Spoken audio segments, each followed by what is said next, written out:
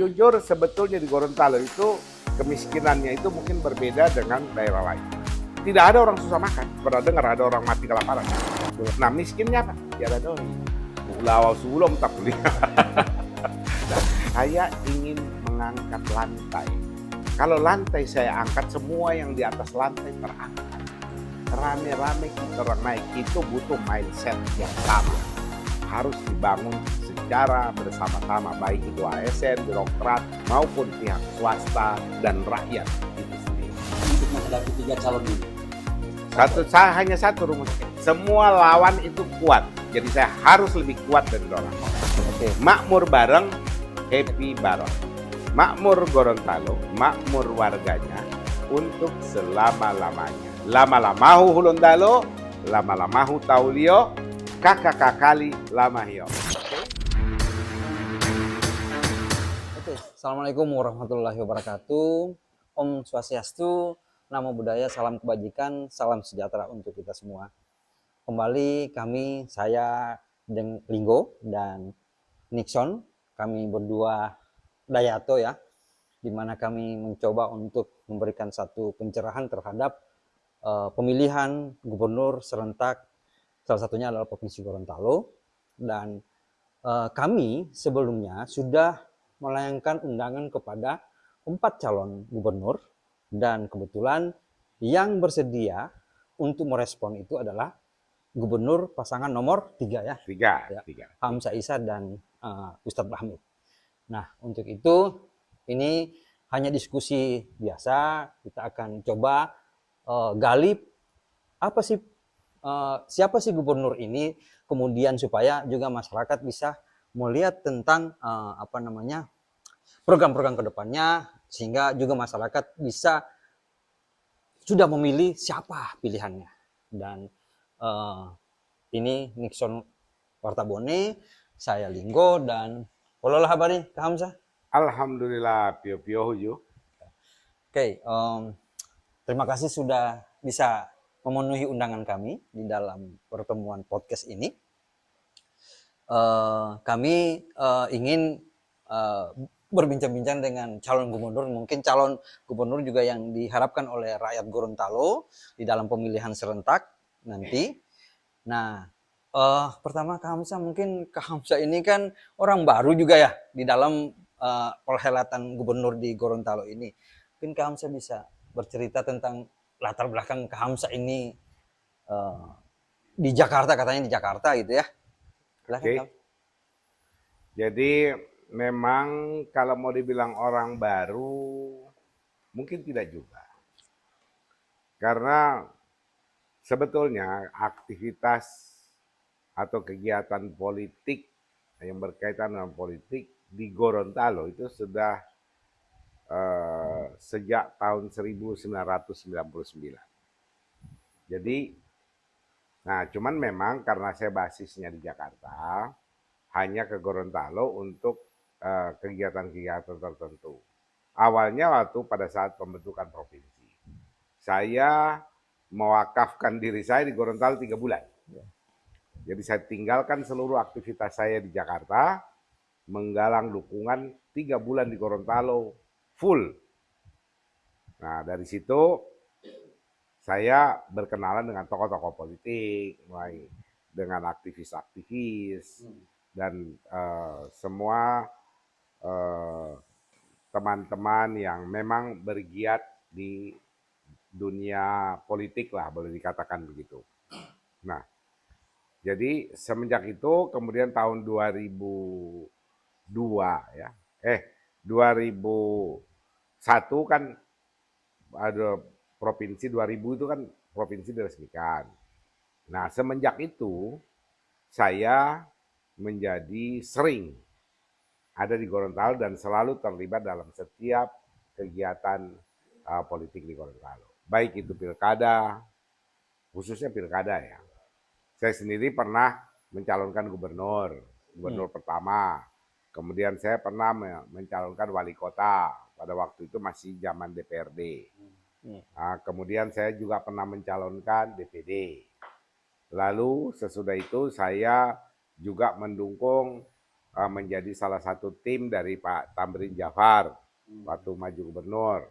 Kemudian saya juga menjadi tim dari Davidson, David Nelson, ya kan.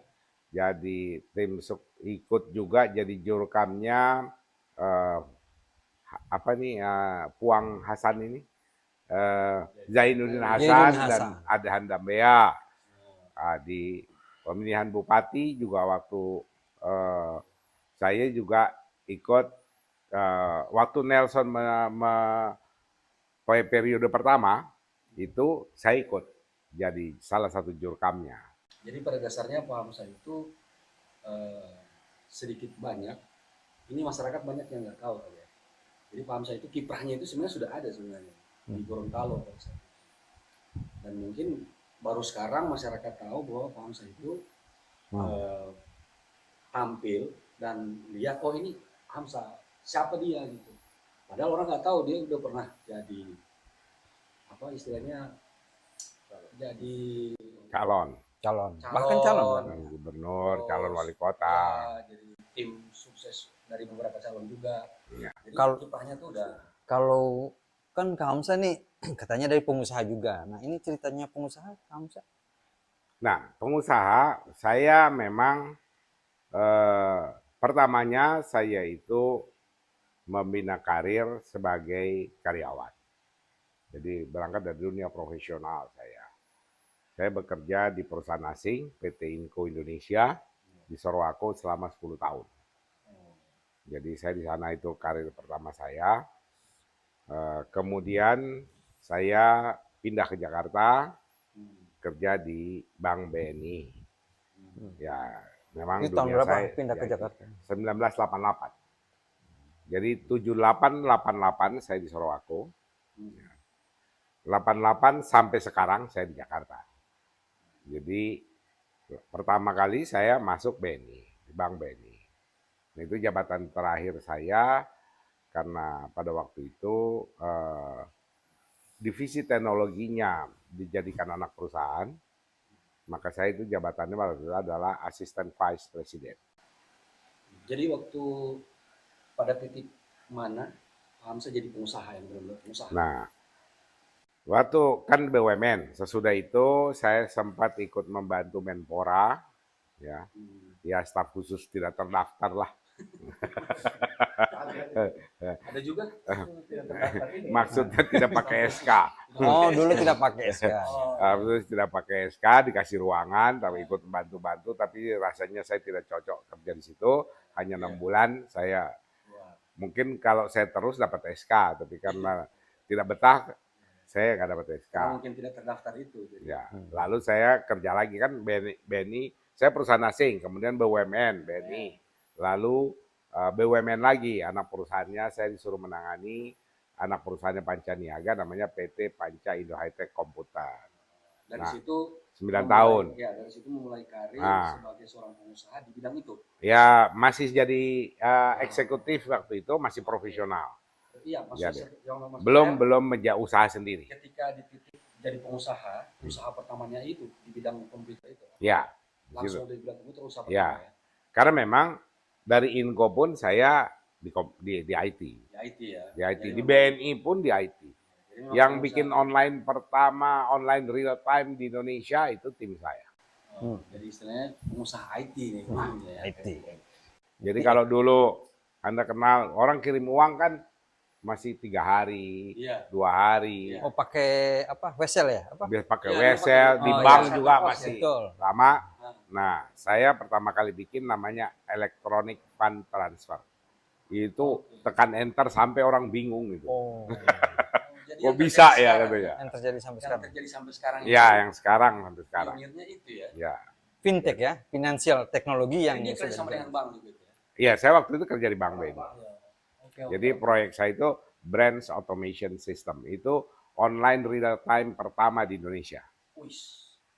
Jadi finansial teknologi. Dan ini banyak masyarakat yang tidak tahu kan. Betul. Nah, oke, itu dari pengusaha. Nah, mungkin kita ke jalur politik nih, Kak Hamzah. Nggak wololo kira-kira sampai dengan Kak Hamzah ini kan tadi udah bercerita tentang politiknya juga gitu ya. Tapi sampai dengan di tahapan ini ya, di kandidat yang sekarang Oke. 4 ini Karena kira-kira. saya tahu Pak Hamzah ini sekarang ini kan dikenal dengan calon gubernur yang bisa berbahasa Gorontalo. Salah satunya Nah, juga. salah satunya itu. Walaupun sudah lama di Jakarta ya. Ya, jadi ada sedikit di spill dulu bahasa Gorontalonya. Jadi begini. Pololo, ya kan? Ya. Jadi begini. Jadi tadi kan saya sudah cerita bahwa terlibat kegiatan politik itu semenjak saya terlibat dalam pembentukan provinsi. Ya. Nah, sesudah itu saya beberapa kali mencalonkan, diprotes sama almarhumah istri saya. Oke. Lema mampu itu doi betul lema wepot tentu lagi muta politik. Nah, ini yang masyarakat mau spill bahasa Gorontalonya. Masyarakat mau ini. Di dulu mama lima sasa tak keingat masih sekolah lima mah populitom doi betul ayah dulu atau politik betul. Jadi ya terjadilah kompromi di kamar tidur. Oke, kalau begitu saya mundur karena saya harus konsentrasi di bisnis. Ya. Yang punya banyak waktu istri saya. Tapi masih di politik PAN yang Nah, sama. akhirnya dia yang terjun, saya membackup dari belakang. Oh. Jadi itu. Nah, setelah beberapa kali aktif kebetulan aktivitasnya di Partai Amanat Nasional. Ya. Nah, yang terakhir itu kembali lagi. Setelah seluruh aktivitas kita waktu itu dia mencalonkan anggota DPR RI. Ya. 40 hari padahal itu penetrasinya sudah bagus sekali. Itu saya yakin kalau lanjut itu pasti dia duduk. Ya. Dapat 1 kursi. Ya. Nah, cuma rupanya Tuhan berkehendak lain. 40 hari sebelum Ya, itu. pemilihan umum, ilepon loyaat. Jadi ya sudahlah. Karena memang begitu ya kita terimalah kontrak itu. Dan semenjak itu tahun berapa ya KM saya? tahun 2014. 2014. Jadi akhirnya saya pikir sudahlah. Mungkin memang ini politik bukan saya punya dunia. Jadi saya berhenti. Ya. Tapi memang tapi masih saja diajak. Akhirnya ikut ya meskipun tidak tampil secara langsung tapi ikut membackup kandidat-kandidat yang maju. Ya. Nah, kemudian jadi terakhir itu saya mau Pak David itu sebelum Nelson maju itu sebetulnya ada banyak kalangan menginginkan saya maju bupati waktu itu. Dan Kabupaten ya? nah, bahkan Pak David sebetulnya memberi angin segar ke saya. Ya. Tapi saya pikir tar dulu lah, saya belum siap. Mental saya belum siap. Ya. Saya bilang sudahlah, nggak usah lah.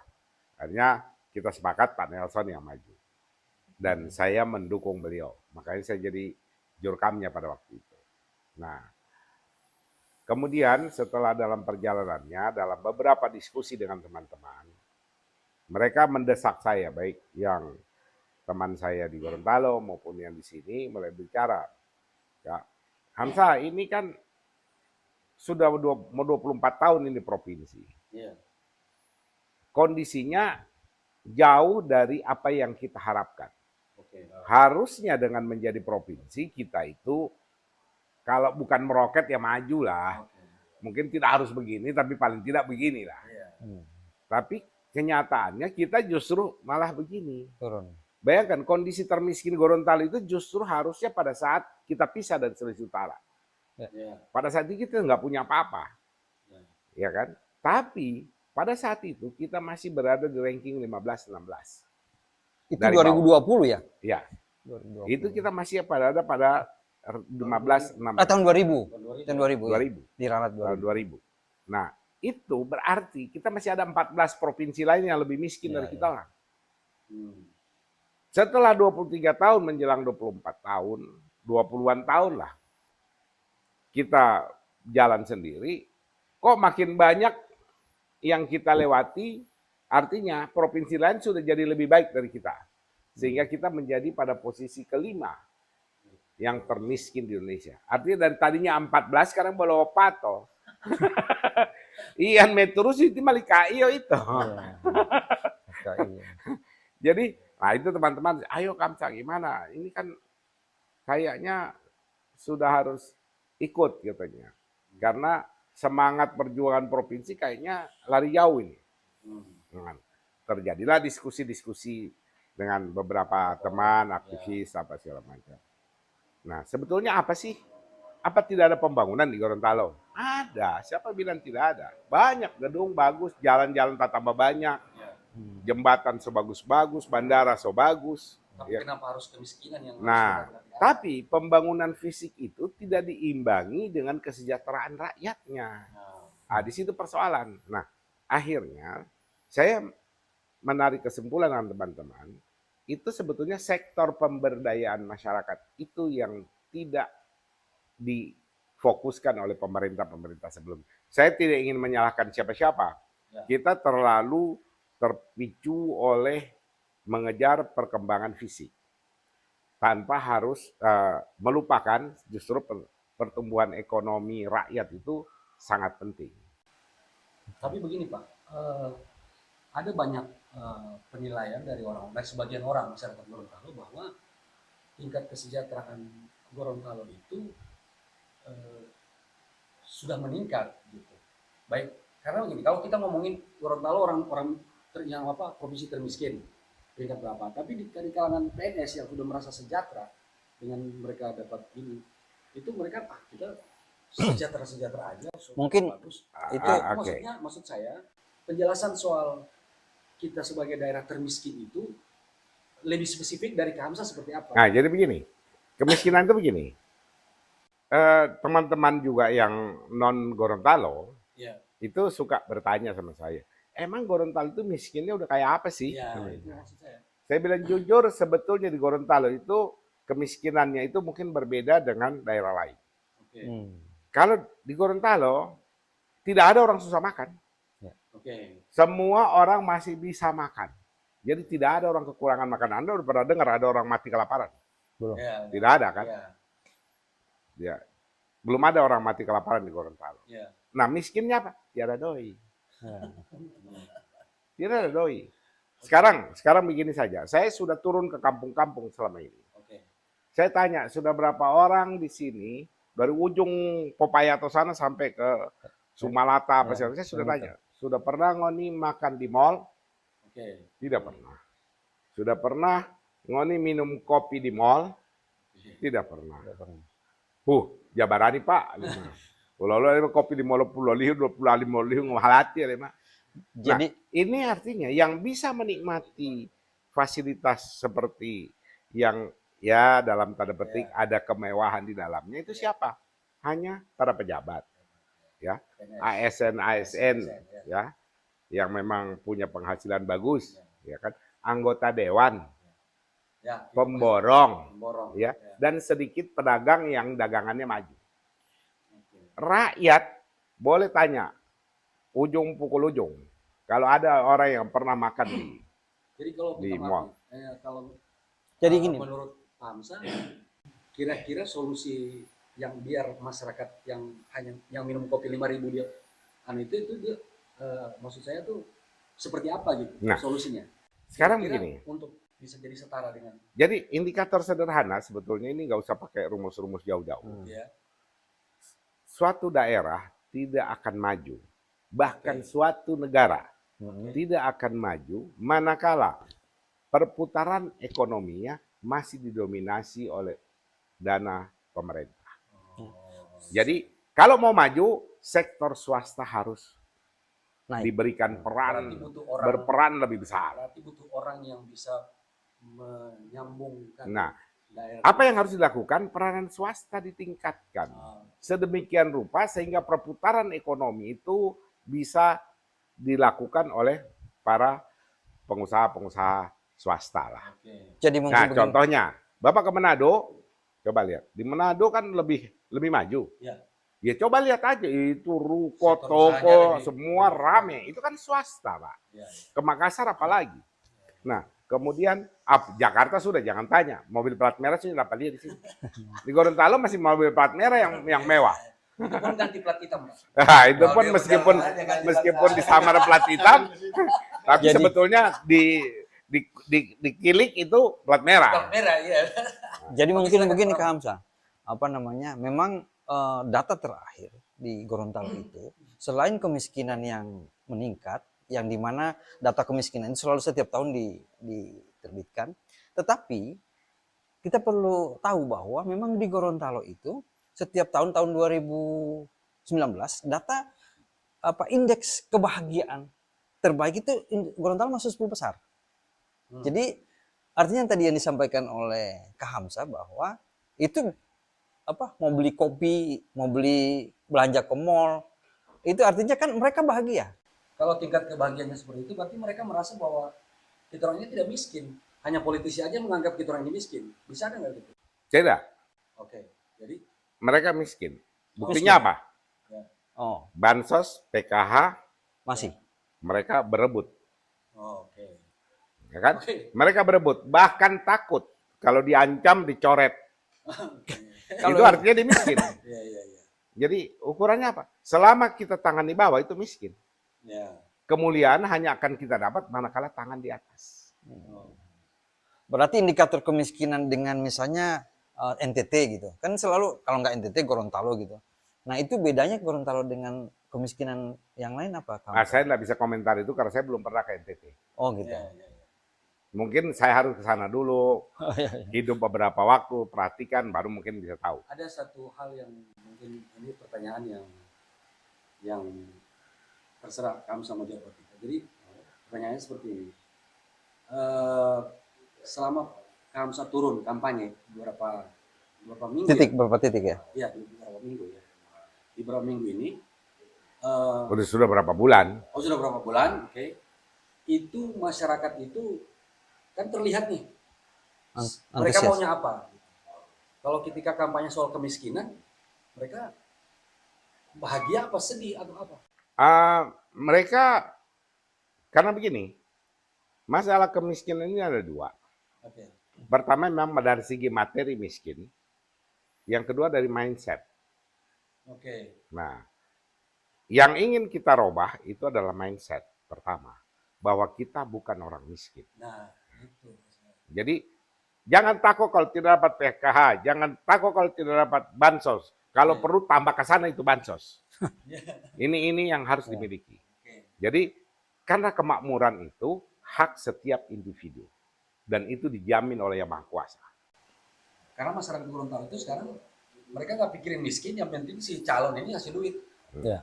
Ya, itu salah satu juga. Salah satu juga. Kalau memang ya kalau uang 50.000, 100.000 punya nilai tinggi, ya berarti dia miskin. Oke. Ya kan? Dia bisa berubah haluan hanya karena uang 100.000, 50.000, berarti dia miskin. Ya, kayak Pak Linggo ini.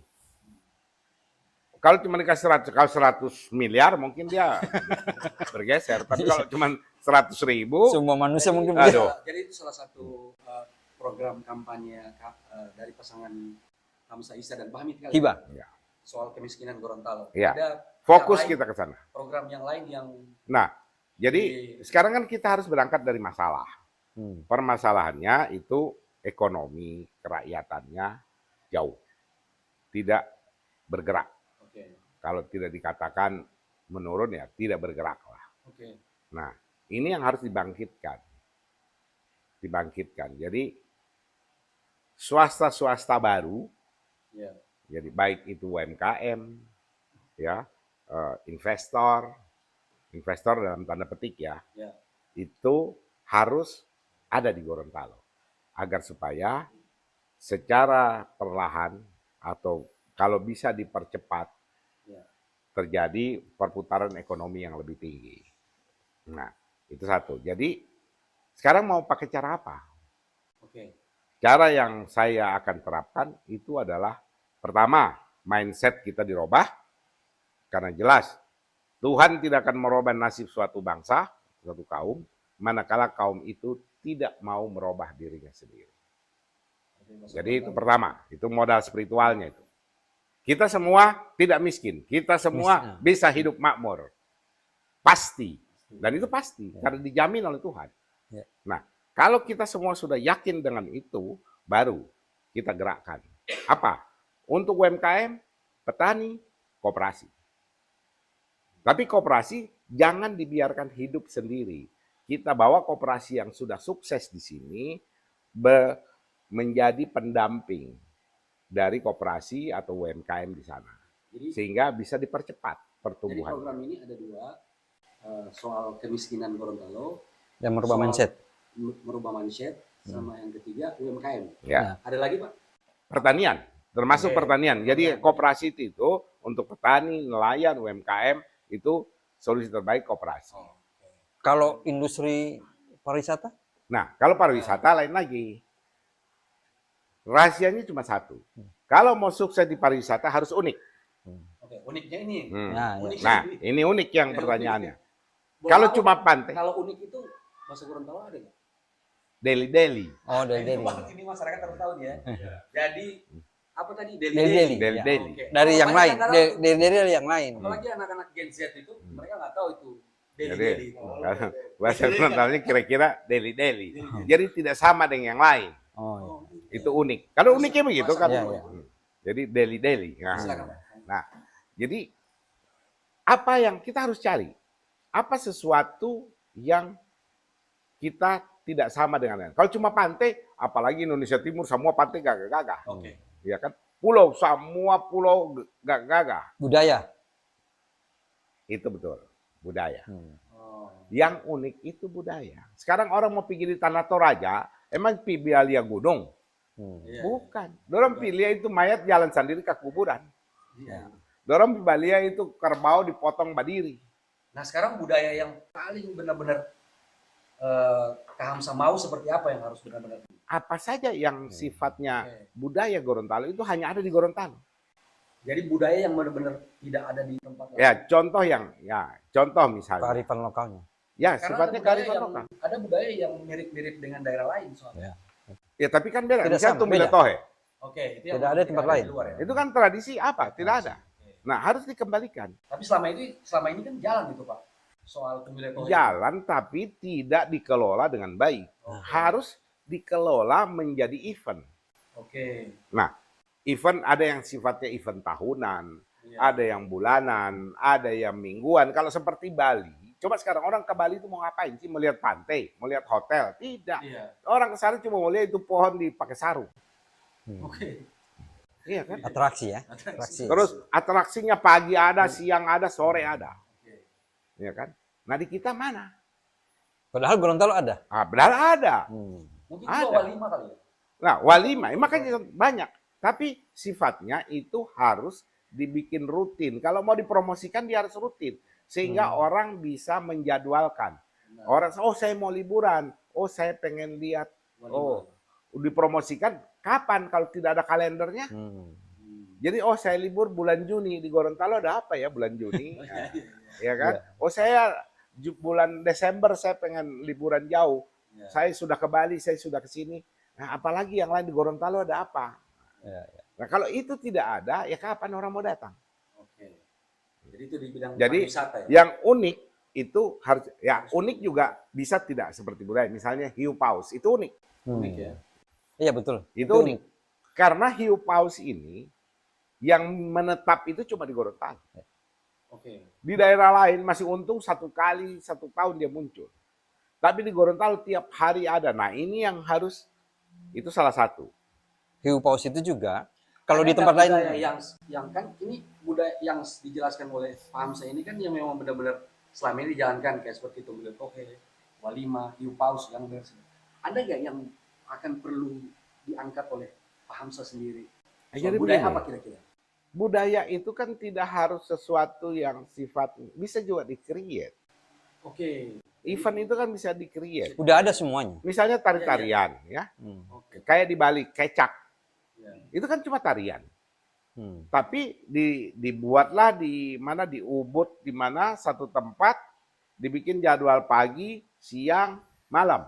Oke. Jam sekian ada, jam sekian ada, jam sekian ada. Sehingga orang bisa menjadwalkan diri ke sana. Nah kita nggak usah lah bicara harian. Mungkin terlalu jauh. Oke. Ya paling tidak acara tahunannya dibikin lebih. Bulan Desember acara tahunannya apa? Bulan Januari apa? Bulan Februari apa? Kita bikin dulu. Ada kan Benteng Otanaha, ada ini. Tinggal ya di Amerika itu saya ikut tour sampai geleng-geleng kepala. Itu di sana tempat yang kita kunjungi itu barang bikinan. Oke. Kan itu Amerika kan Wisata penjajah buatan. semua isinya. Wisata Tidak ada buatan. penduduk asli. Wisata buatan. Wisata buatan. Bayangin orang koleksi pensil aja jadi tujuan wisata. Oh, rumah potlot, saya masuk. Apa sih isinya? Oh, cuma cerita dia dari umur sekian koleksi pensil ini. Dan satu lagi tuh hiu Belum paus tadi. cerita-cerita legenda. Ya. Ya. Itu mereka bikin legenda-legenda. Oh, ini dulu ceritanya begini. Tapi legenda sih. Karena ada satu cerita legenda Lahilote itu kayaknya sekarang Nah, udah tidak seperti ada. kita kan banyak. Banyak. Ada Lahilote, kita bikinnya rumah Lahilote. Iya. Nggak bikinlah di situ apalah, 7 putri lah, apalah gitu-gitu. Story, Ya. storytelling. Itu kan, itu bisa di-create. Sehingga orang tahu datang mau kemana. Nah, di samping itu kan kuliner juga itu kan unik. Karawang. Itu kan budaya, Karawang, itu ya. unik. Ya. Nah, sehingga orang datang, oh setelah kunjungan saya mau beli apa? Oh, beli kalao, beli opia karanji, kan gitu. Beli pia Gorontalo itu kan beda dengan Termasuk bapia tempat dipikirkan lain. juga soal transportasi kesananya juga Pak ya. Udah, Saat aksesibilitasnya udah. Saat ini kan fasilitas untuk ke Gorontalo itu kayaknya agak Jadi kalau di pariwisata itu sudah memenuhi syarat dia, Gorontalo itu. oke. Aksesibilitas, atraksi, kemudian amenitas, ancillary. Itu terpenuhi. Nah, yang tadi yang disampaikan oleh Kak Hamzah adalah program ini yang harus di-create, yang Eventnya harus tidak ada. dibuat, di manajemen dengan bagus. Kira-kira ada pertanyaan lain? Mungkin kalau saya tadi Selain dari itu. menggarisbawahi tadi yang disampaikan oleh Kak Hamzah bahwa salah satunya hiu paus itu salah satunya mungkin di Indonesia ya, yang Bahkan lokasinya di dunia. dekat, ya di dunia, Di dunia bukan dekat cuma dari Indonesia. lokasi itu hanya setengah jam ya, kalau nggak salah ya, dari kota menuju ke ininya, ke lokasi destinasinya. Dan kalau di Brazil itu harus turun dari pesawat, naik lagi 3 jam, kemudian naik lagi ini ke tengah, baru bisa melihat hiu paus. Ini kita punya potensi itu ya. Mungkin itu yang tadi yang disampaikan oleh Ya, Pak. misalnya itu diving ya, itu kan nggak semua orang. Oh iya, olele ya. Diving yang di Olele itu bagus itu. Wisata minat khusus Iya. itu. Tapi itu kan khusus, tapi enggak apa-apa. Itu pun bisa dipromosikan karena itu unik. Nah, sekarang Pak Ramang kira-kira strategi dia Nah, mungkin tadi mungkin saya akan juga menanyakan mungkin dari pihak Batavia Channel juga ingin tahu nih. Kak Hamzah tiba-tiba nih, kita kembali lagi ya. Iya, kita Tiba-tiba kembali. kok PDI diusung oleh PDIP. Tadi itu terlewatkan ya. ya. Nah, ini ceritanya bagaimana supaya mungkin pemirsa juga di Batavia Channel pingin tahu tuh. Tiba-tiba kok PDIP PAN gitu ya. Nah, itu mungkin Saya pikir ini kata pepatahnya kura-kura dalam perahu. oh ya. Pol Mapu bahasa Gorontalonya Pak. Oh dia. Kura-kura dalam perahu pembolu tobulotu. Pembolu tobulotu. Jadi kura-kura dalam perahu ini linggo ini. Berapa tahun lalu saya laporan ke ketum saya mau maju gubernur. Wah. Kau saksi hidup Ya, berdua. betul. 2 tahun ya sebelumnya. Nah, 2 tahun lalu kan. Juga. Artinya Saya saksi. Saya berkesimpulan untuk maju gubernur itu bukan ujuk-ujuk, bukan tiba-tiba. Oke. Saya sudah mempersiapkan diri beberapa tahun sebelumnya. Oke. Jadi Jadi hanya banyak yang saya. nggak tahu ini. Ya, banyak tahu. Kalau bilang nggak tahu, bohong deh. Saya tahu makanya, Nah. tapi kan mungkin pemirsa sana yang ingin tahu Kalau juga. bilang tidak tahu, berarti dia bohong. Jadi itu sudah lama persiapannya. Baik mempersiapkan diri, mempersiapkan saya harus lewat mana, partai apa yang akan saya pakai. Jadi itu sudah saya rintis jauh-jauh hari. Oke. Itu satu. Yang kedua, dalam prosesnya pun saya tidak ujuk-ujuk, saya ikuti semua prosedur dari bawah. Ya. Cuma saya juga nggak tahu kenapa orang bilang jadi tiba-tiba. Hmm. Saya semua partai yang buka pendaftaran, yang saya anggap bisa saya masuk, saya mendaftar. Oh. Oke. Saya mendaftar di PDIP, saya mendaftar di PAN, saya mendaftar di PKS. Semua persyaratannya saya penuhi. Yang minta bayar, saya bayar. Yang minta formulir, saya kasih formulir. Oke. Yang minta data, saya kasih data.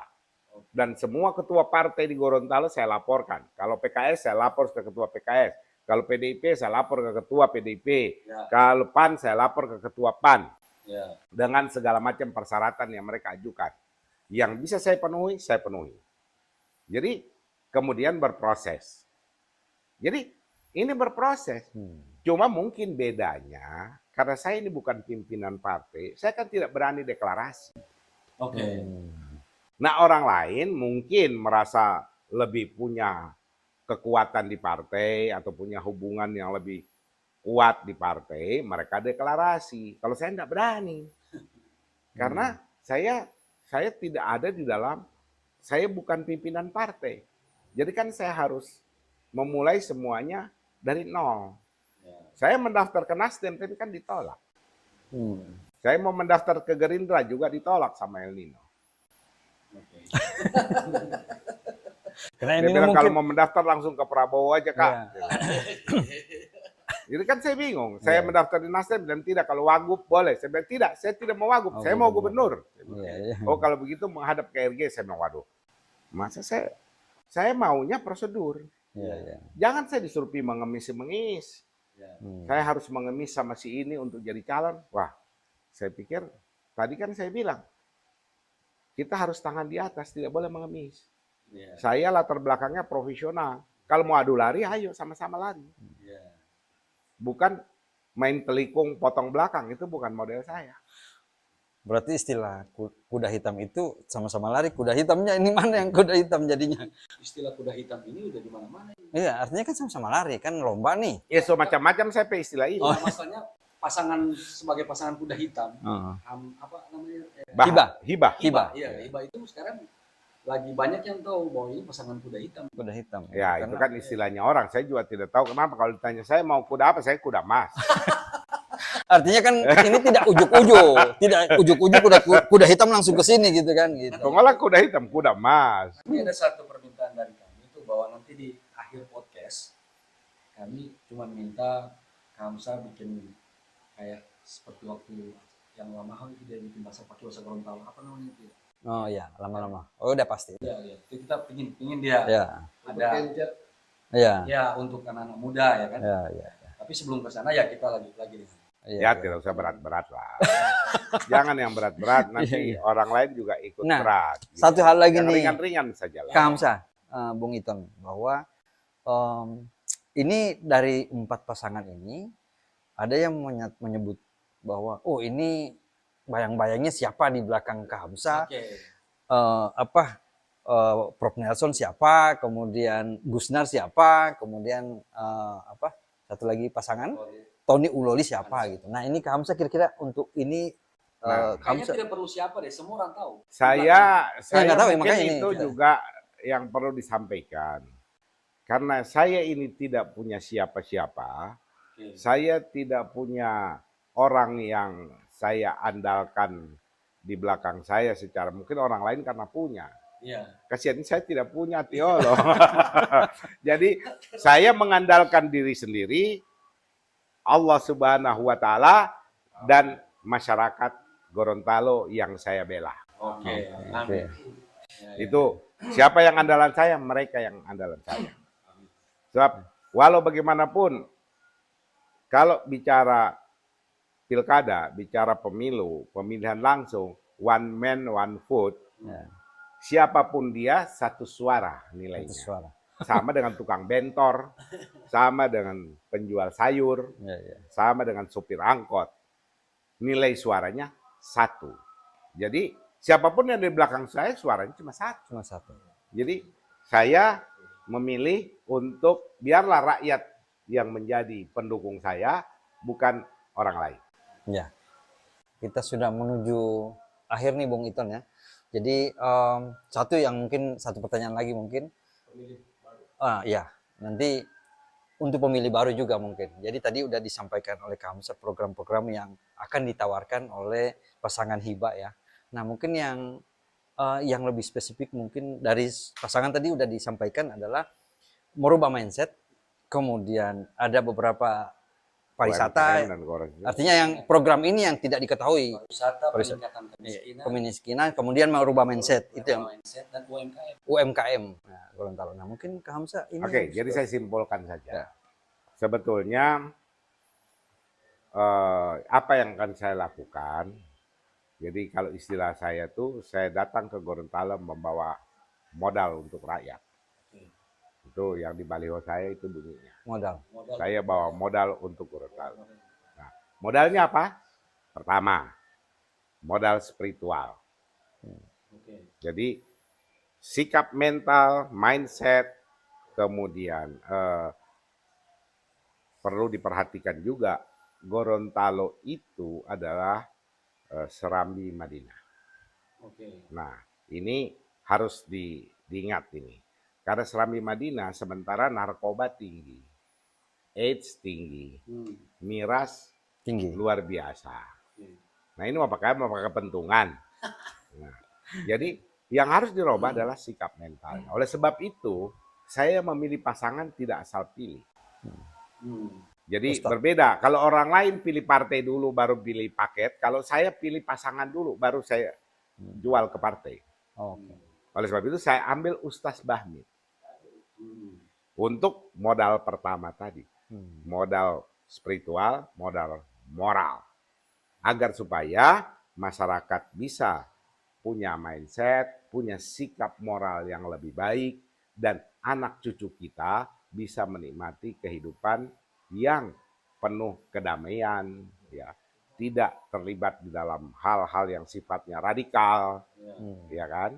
Sehingga tadi yang apa katanya Gorontalo adalah daerah yang paling bahagia, kebahagiaan ini harus dipertahankan. Ini kan prestasi. Masyarakat paling bahagia, nah jangan sampai ini narkoba, miras, AIDS ini merusak kebahagiaan orang nih. Nah, jangan sampai mereka makin dominan, kita makin rusak. Nah, itu caranya tidak ada lain, diberi kesiapan mental untuk menghadapi semua tantangan itu. Tidak ada lain adalah modal spiritual, modal akal budi, modal akhlak mulia.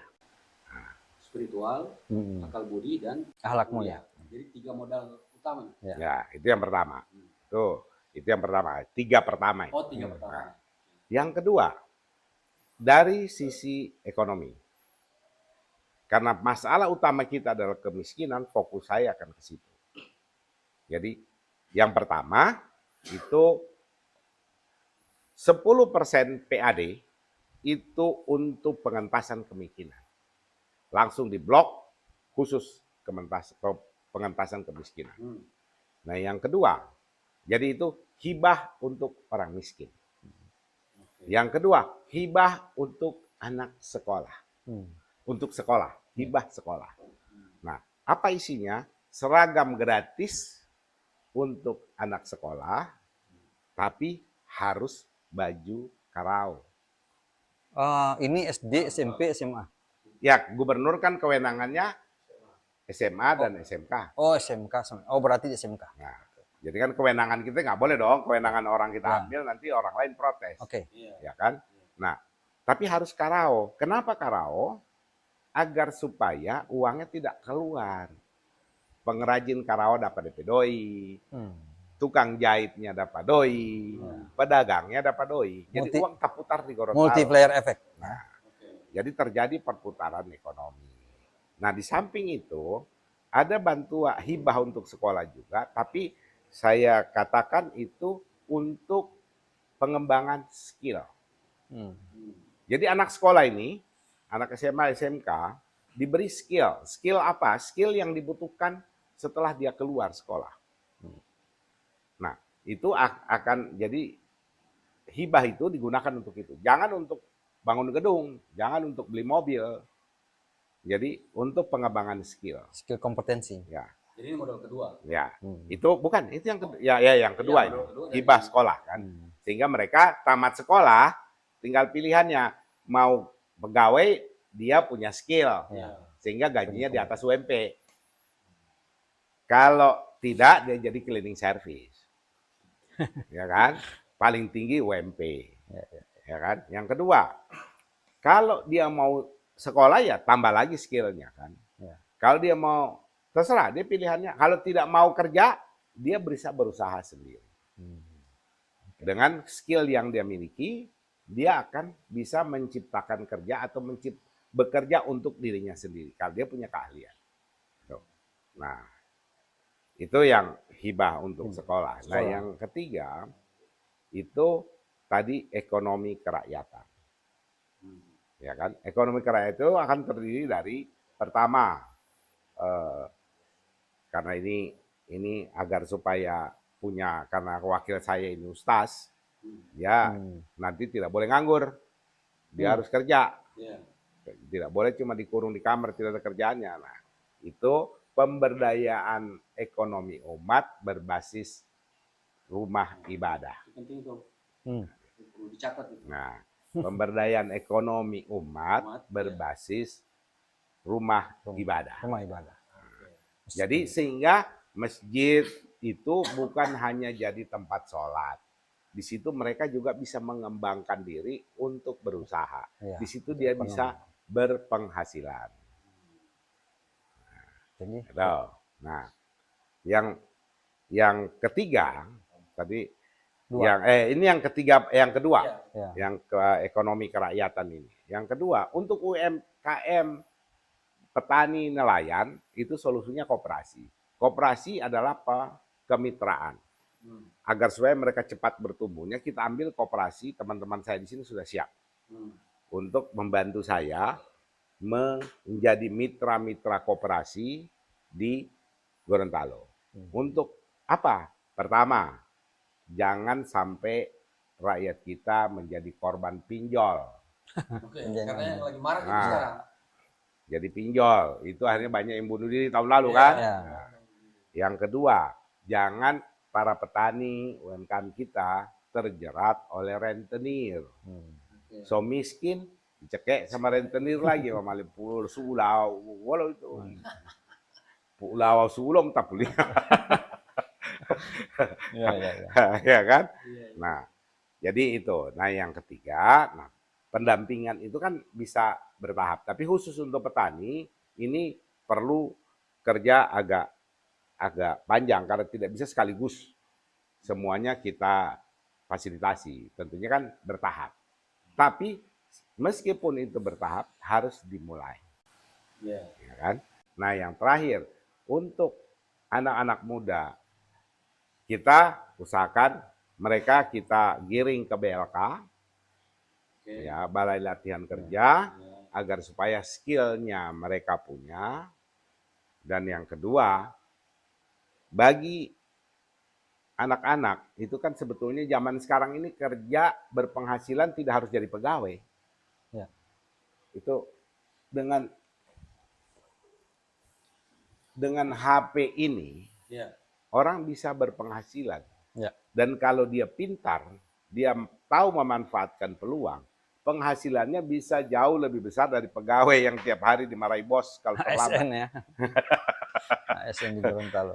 Nah, jadi, untuk itu saya akan fasilitasi mereka dengan WiFi gratis di setiap kecamatan, utamanya di tempat tongkrongan anak-anak muda. Itu program utama yang akan segera dijalankan. Dan saya sudah menganalisa. Tapi kalau untuk ASN kira-kira seandainya ya, kalau Bapak Hamzah jadi gubernur misalnya ya, untuk ASN ini apa kesejahteraan terhadap ASN? Nah, sekarang gini. Kalau bicara ASN, kesejahteraannya itu sangat tergantung pada PAD. Coba bayangkan ya, ASN Gorontalo dengan DKI Jakarta. Itu tunjangan jabatan saja itu 70 sampai ratusan juta, Pak. Tukin ya, tunjangan kinerja. 70 sampai ratusan juta. Ada, sama. TKD hinta bango ponjok kadang-kadang tidak dapat bayar. Itu kenapa? Tergantung. Masalahnya ASN itu kan tidak mau tahu. Oh, tidak mau tahu, tidak bisa. Ini tidak begitu. Ini kenapa bisa begitu? Karena PAD kecil. PAD, tergantung PAD. Kemampuan fiskal kita rendah. Bapak bayangkan dari tahun 2019 itu APBD kita itu 2,1 triliun. Oke. Itu turun terus sekarang tinggal 1,6 triliun. Hmm. Jadi sudah turun drastis. Jadi kemampuan fiskal kita itu rendah. Nah, apa yang membuat naik? Itu PAD. PAD dari mana? Dari orang bayar pajak. Yang bayar pajak siapa? Swasta. Selama swastanya mati, tidak ada. Karena misalnya di ASN itu banyak tuh isu-isu seperti, di Baguk ini dia suka turun lagi di TKD. Iya, Saya sekarang tidak begini. mau pilih Pak dia. Nah. Biasanya kan begitu. Toh. Nah, sekarang kan fokus kita, Mereka nggak tahu ini di belakangnya seperti apa. mereka tahu. Mereka tahu, cuman Hmm. mungkin yang tidak tahu ya Yang yang bawah. bawah-bawah sekali. saja. Tapi yang pengambil kebijakan tahu Iya. bahwa itu hanya bisa yang bebas digunakan anggaran itu adalah PAD. Hmm. Kalau yang lain yang dari DAU apa ini sudah terkunci, hanya tinggal sedikit yang bisa dikorek-korek. Berani bak korek? Jadi Ya. mungkin harus ada perlu kerjasama antara gubernur dan ASN di bawahnya untuk bagaimana Bukan cara- kerjasama. Bukan Maksud Bukan. saya gini, biar bagaimana caranya bisa meningkatkan PAD Gorontalo. Nah, tidak kerjasama. Nah, kalau mau PAD meningkat, program saya dijalankan dengan baik, Oke. difokuskan sehingga peranan swasta naik, PAD naik, mau tidak mau kalian punya tunjangan juga akan naik karena ada DP doi. Oke. Persoalannya biar saya Oke. mau, Oke. dia doi Lio. Bapak lihat itu di Garut, Ya. saking tidak ada uangnya semua tenaga honorer dipecat. Oh iya. Iya. Iya. Itu kenapa TKD banyak yang tidak terbayar? Kan tidak ada pedoi. Hmm. Oke. Tergantung Nggak ada dari PAD dari pusat.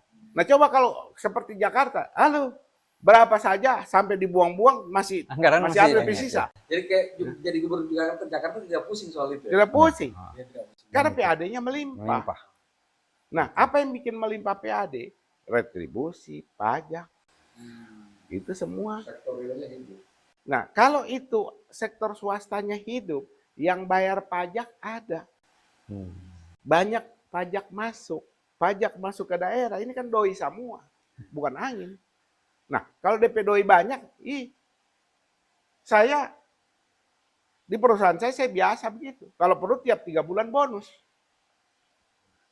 Karena ada DP doi. Hmm. Tiap 3 bulan bonus ya. Eh, Boleh juga itu. Iya, Tiap iya. Iya. Kalau perlu tiap 3 bulan bonus. bonus ya. Kalau memang ada DP doi. Iya. Karena itu jadi begini. Nah, ini kan konsep usaha. Iya. Konsep usaha itu jangan makan modal, Hmm. ya makan hasil. Bukan hasil betul. Nah, kalau kita mau makan banyak, kasih banyak hasil. Oke. Jangan tidak ada hasil, mau makan banyak, modal dimakan. Nah, kalau modal dimakan, hati-hati, Jo. Kalau bukan APH, yang lain-lain yang mau datang. Oke. Jadi, lanjut lagi. Mungkin gini, kita diskusinya udah panjang dan banyak yang sudah disampaikan oleh calon gubernur nomor 3 ini, dan yang mungkin kita harus sepakat bersama ya dengan calon gubernur ini bahwa modal yang dibawa ini adalah yang saya tertarik bahwa modal merubah mindset itu. Karena kalau itu bisa terlaksana oleh program hibah ini, itu semuanya efeknya ke bawah. Efeknya ke bawah. Karena Semua tadi ya bisa. ditanyakan mengenai ASN, kemudian bagaimana masyarakat di sana harus berusaha jadi kreatif gitu ya. Mindset itu yang terletak di situ itu, Iya. spiritual dan itu modal yang mungkin Kayaknya hibah. itu modal utama ya. Modal Ya, utama. modal utama. Ya, mungkin. Ya, Iya. kita kira. Karena uang pemerintah sedikit, Bos. Iya. Kita mau memakmurkan rakyat Gorontalo pakai uang pemerintah daerah tidak cukup. Tidak cukup. Pak, ada satu pertanyaan yang mengganjal di saya. Bahwa dari pernyataan Bapak tadi bahwa di tahun 2000 berapa kita yang 2019. ya 2019 itu yang 2,1 Oh, 2. triliun itu penyebab dia turun itu apa, Pak? Ya bisa macam-macam. Apa karena pengaruh seorang pemimpin yang tidak bisa Bisa macam-macam. Memanage, Banyak oh. alasan Banyak. yang bisa dipakai. Ya Oke. kan? Banyak alasan yang bisa dipakai. Ada COVID lah, ada Oh. inilah, Ya, ya. ada itu. Meskipun sudah pen banyak, tapi pen itu kan tujuannya untuk memulihkan ekonomi. Oh, Ya kan? Nah, tapi kan dampaknya malah turun. malah turun ya. Nah, jadi di sini ada PR. Oke. Nah, PR-nya itu tidak ada. Bangkitkan dunia swasta. Datangkan swasta-swasta yang baik untuk agar supaya rakyat swasta kita Ya. itu ikut terangkat. Jadi sistem yang harus kita buat.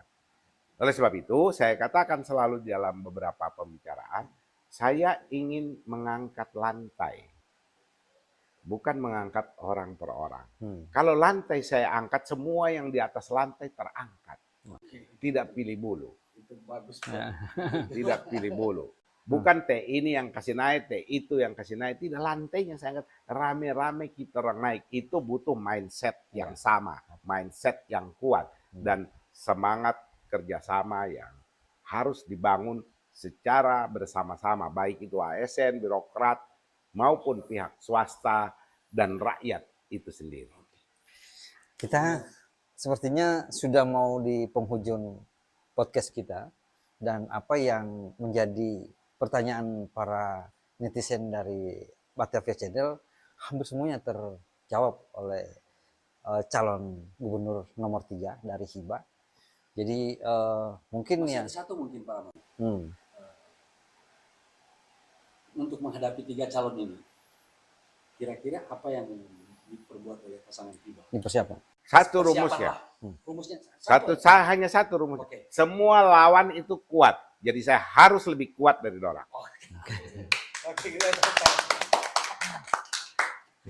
Oke. Semua lawan kuat. Jadi kita harus lebih kuat. Nah, semua habis ini, saya semua tutup. Ya. Oke, nanti kita kasih kesempatan. Tutupnya nanti pakai masuk Iya, Gorontalo iya. ya. Dan mungkin juga saya dan mungkin Bung Nixon akan menyampaikan juga penutup. Tapi nanti kita akan mulai dari Kak Hamzah untuk bisa menutup podcast kita hari ini. Silakan Pak. Oke. Kak Hamzah.